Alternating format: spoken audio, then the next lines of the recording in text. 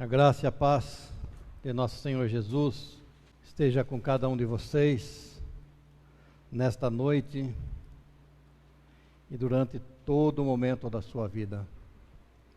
Damos as boas-vindas a todos vocês e a nossa alegria mais uma vez de nos encontrarmos. E eu quero nesta noite com vocês falar um pouco sobre a igreja e eu convido vocês que quiserem acompanhar comigo no livro de Apocalipse, capítulo 1, a partir do versos 9, eu, João, irmão vosso e companheiro na tribulação, no reino e na perseverança em Jesus, achei-me na ilha chamada Pátimos por causa da palavra de Deus e do testemunho de Jesus. Achei-me em espírito no dia do Senhor e ouvi por detrás de mim grande voz como de trombeta, dizendo: o que vês, escreve em livro e manda às 7 igrejas, Éfeso, Esmirna, Pérgamo, Tiatira, Sardes, Filadélfia e Laodiceia. Voltei-me para ver quem falava comigo e, voltando, vi 7 candeeiros de ouro, e no meio dos candeeiros um semelhante a filho de homem, como vestes talares, e cingido à altura do peito com uma cinta de ouro. A sua cabeça e cabelos eram brancos como a alva lã, como a neve, os olhos como chama de fogo, os pés semelhantes ao bronze polido, como que refinado numa fornalha, a voz como voz de muitas águas. Tinha na mão direita 7 estrelas, e da boca saía-lhe uma afiada espada de 2 gumes. O seu rosto brilhava como o sol na sua força. Quando o vi, caía-se aos pés como morto. Porém ele pôs sobre minha mão direita, dizendo: não temas, eu sou o primeiro e o último, e aquele que vive. Estive morto, mas eis que estou vivo pelos séculos dos séculos, e tenho as chaves da morte e do inferno. Escreve, pois, as coisas que viste, e as que são, e as que hão de acontecer depois destas. Quanto ao mistério das 7 estrelas que viste na minha mão direita, e aos 7 candeeiros de ouro, as 7 estrelas são os anjos das 7 igrejas, e os 7 candeeiros são as 7 igrejas. Eu quero, nesta noite, dar uma passada rápida por cada uma dessas 7 igrejas, e eu quero trabalhar nesta noite sobre o tema igreja, defeitos, qualidade e valor. Igreja, defeitos, qualidade e valor. Vamos orar? Deus querido, em nome de Jesus, derrama sobre nós graça sem medida, que Teu Espírito Santo, ó Deus, possa falar ao nosso coração nesta noite, e possamos, ó Deus, refletir a nossa vida enquanto igreja, e perceber, ó Deus, de que nós somos um povo amado pelo Senhor, escolhido pelo Senhor, salvo pelo Senhor, em Jesus Cristo, o nosso Redentor. Que esta mensagem desta noite venha nos trazer, ó Deus, alegria e esperança, e nos desafiar, ó Pai, a olhar para as nossas próprias vidas, e entender, ó Deus, de que há áreas que possivelmente precisamos estar sempre cuidando, mas que nós temos, acima de tudo, o Senhor Jesus no meio de nós, que passeia no meio de nós, que anda no meio de nós e nos conhece. Dá-nos graça, Senhor, eu te peço em nome de Jesus. Amém. Amém. Irmãos, Apocalipse é uma palavra grega que significa revelação. Revelação é a manifestação, trazer às claras aquilo que não está claro, ou desvendar um mistério. É a publicação de um segredo. No termo bíblico significa a manifestação dos planos de Deus, do que Ele fez e vai fazer para realizar suas promessas da salvação. Jesus é conteúdo e o mensageiro dessa revelação. Apocalipse utiliza uma linguagem rica no uso de símbolos, muitos deles secretos. A função do sinal é apontar para uma realidade que está além do próprio sinal. Apocalipse é um livro provocador. E o desafio é mergulharmos no sentido oculto para o qual o sinal aponta. Para entender isso, podemos usar a figura do coco. É preciso quebrar a casca dura para saborear o novo que está por detrás dela. Apocalipse possivelmente foi escrito na época do imperador Domiciano, que governou o Império Romano entre 81 a 96 depois de Cristo. 3 fatos nós podemos destacar nesta época, nesse contexto em que estavam essas igrejas, quando o Apocalipse foi escrito. Primeiro, a perseguição. Domiciano fazia com que todos os adorassem como Deus, espalhava imagens suas pelo império, punindo com martírio, exílio, torturas, confisco e morte para quem não o adorasse. Estabeleceu ali sistemas de delatores, que agiam como verdadeiros flagelos. Um segundo fato que nós podemos destacar nesse tempo é a ausência dos apóstolos.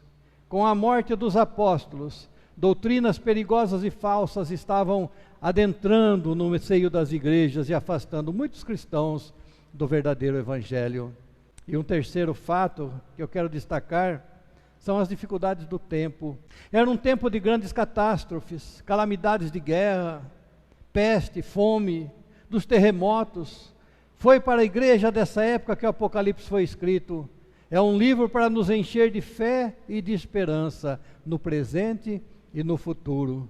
Cristo é a nossa esperança.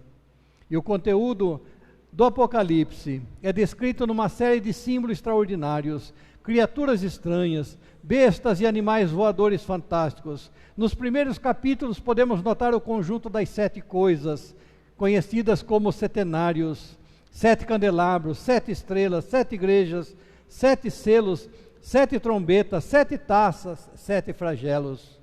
Os sinais serviam como que uma criptografia, códigos para não serem decifrados, a não ser por aqueles que conheciam a mensagem. E quais eram então as igrejas destinatárias destas cartas? As 7 cartas foram ditadas a João pelo próprio Jesus Cristo. O conteúdo está distribuído numa estrutura comum, indicação do destinatário, designações de Cristo, da maneira com que ele se apresenta a cada uma delas, aspectos positivos da igreja, aspectos negativos da igreja, exortações ao arrependimento e ameaças e promessas de vitória. Em todas as cartas ocorre a mesma afirmação: quem tem ouvidos, ouça o que o Espírito diz às igrejas. Originalmente foram dirigidas às 7 igrejas localizadas na Ásia Menor, onde hoje é a Turquia. Os estímulos, exortações e promessas contidas nestas cartas servem para todas as igrejas, em todas as épocas e em todos os lugares. As 7 igrejas, queridos, elas são um símbolo de todas as igrejas, em todos os tempos e culturas. Desta forma, a mensagem às 7 igrejas é a mensagem à igreja do Senhor Jesus hoje. Neste livro, Deus revela seus propósitos e planos à sua igreja. Existe uma frase antiga que pode nos fazer refletir hoje, diante de tantos fatos, tantos acontecimentos, que parece que a igreja cristã vem perdendo a sua força, a força da sua existência. A frase é a seguinte: não pode ter Deus por pai quem não tem a igreja por mãe. Em Apocalipse nós vemos que Jesus vem buscar a sua noiva. A igreja, muitas vezes é usado várias metáforas a respeito da igreja, e uma delas que ela é a noiva de Cristo. Não pode ter Deus por pai quem não tem a igreja por mãe. É nela que nós somos gerados. João Calvino trata a igreja como mãe, e ele diz que nela nós somos gerados, nela nós somos alimentados, nela nós somos fortalecidos na nossa fé. É ela, a igreja, que cuida de nós.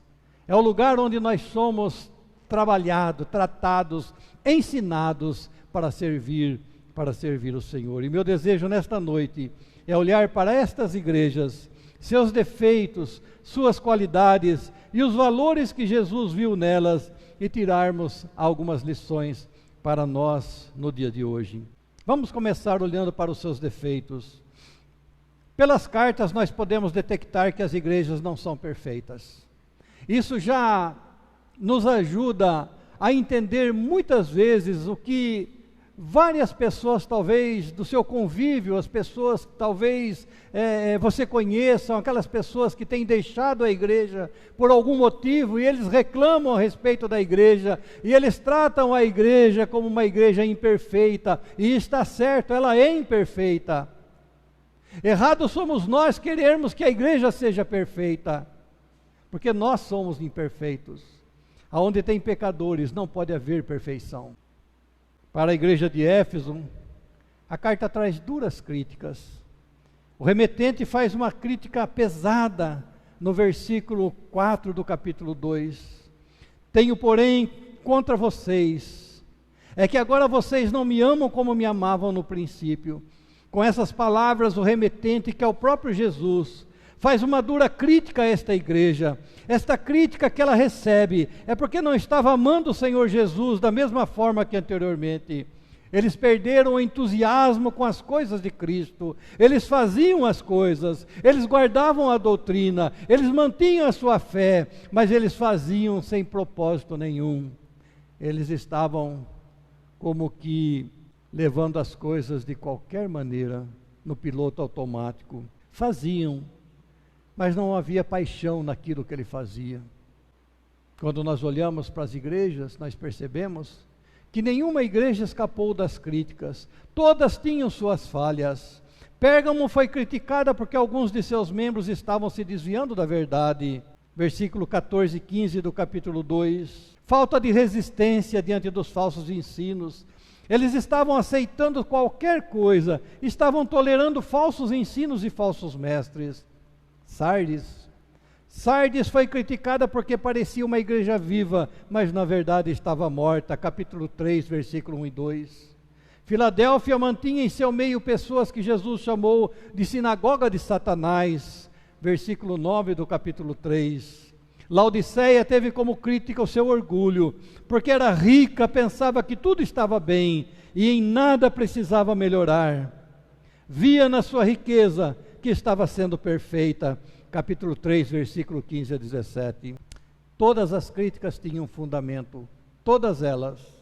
A crítica era feita pelo próprio Senhor Jesus, o Senhor da igreja, aquele que está no meio da igreja, aquele que anda no meio da igreja, aquele que tem as suas igrejas na mão. Jesus sempre em seu ministério criticou aqueles que não andavam de conformidade com a sua doutrina. As críticas eram corretas, e essas críticas caíam perfeitamente nessas igrejas. Ao olhar para estas cartas, nós podemos aprender muito sobre nós e sobre a nossa igreja.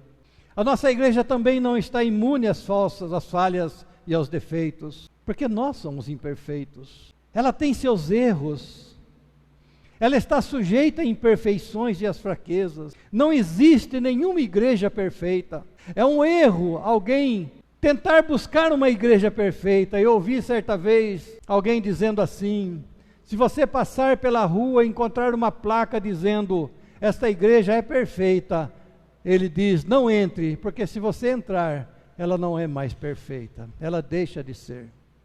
Mas essa igreja que tem seus defeitos, essa igreja que Jesus olhou para ela e viu seus defeitos, as suas imperfeições, essas igrejas também têm suas qualidades. Nem só de falha podemos avaliar uma igreja. As cartas apontam as falhas, mas falam também de suas qualidades. Cada igreja, por diferente que seja, possui suas qualidades. A qualidade de Éfeso era a sua paciência, versículo 2 e 3 do capítulo 2.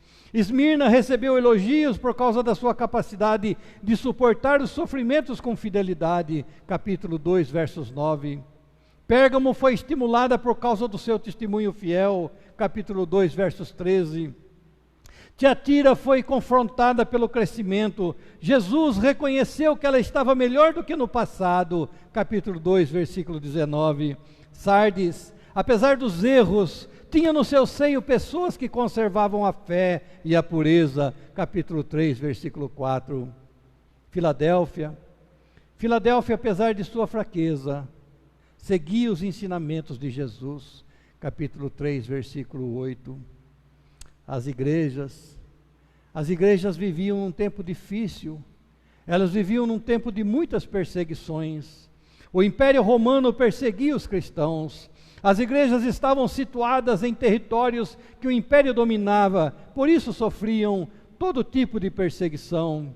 Não bastasse o Império, estavam surgindo também falsas doutrinas e divulgadas em todas as igrejas, enganando e desviando muitos cristãos de verdade. As igrejas, elas viviam em tempos difíceis. O próprio João, que recebeu a missão de transmitir as cartas, de escrever as cartas do Senhor Jesus a estas igrejas, ele estava sendo perseguido e encontrava-se exilado na ilha de Patmos. Assim nós também podemos avaliar nossa igreja.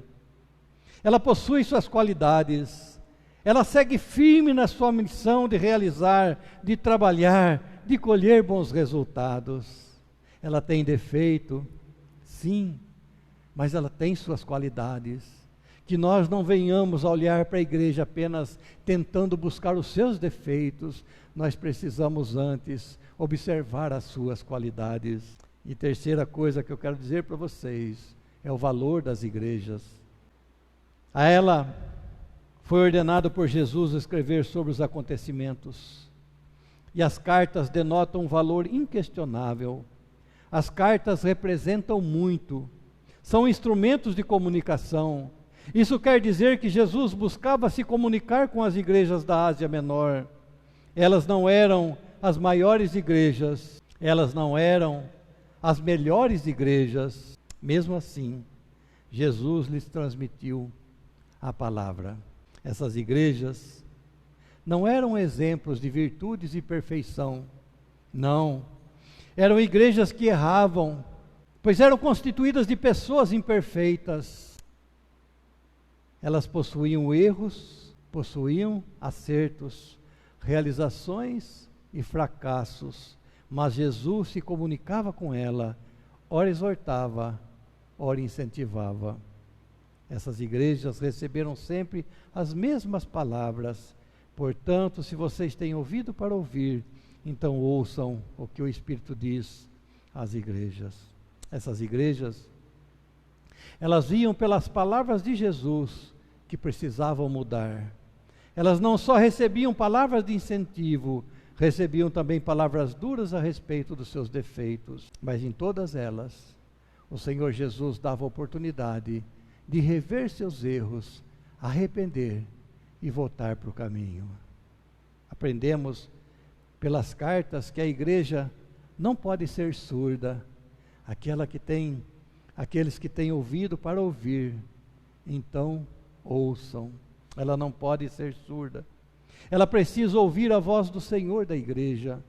Não pode apenas querer ouvir o que lhe agrada aos ouvidos, antes precisa também ouvir de seus defeitos, para que possa pegar o caminho certo. Essa é uma realidade que precisamos aprender. Se vocês têm ouvido para ouvir, ouçam o que o Espírito diz às igrejas.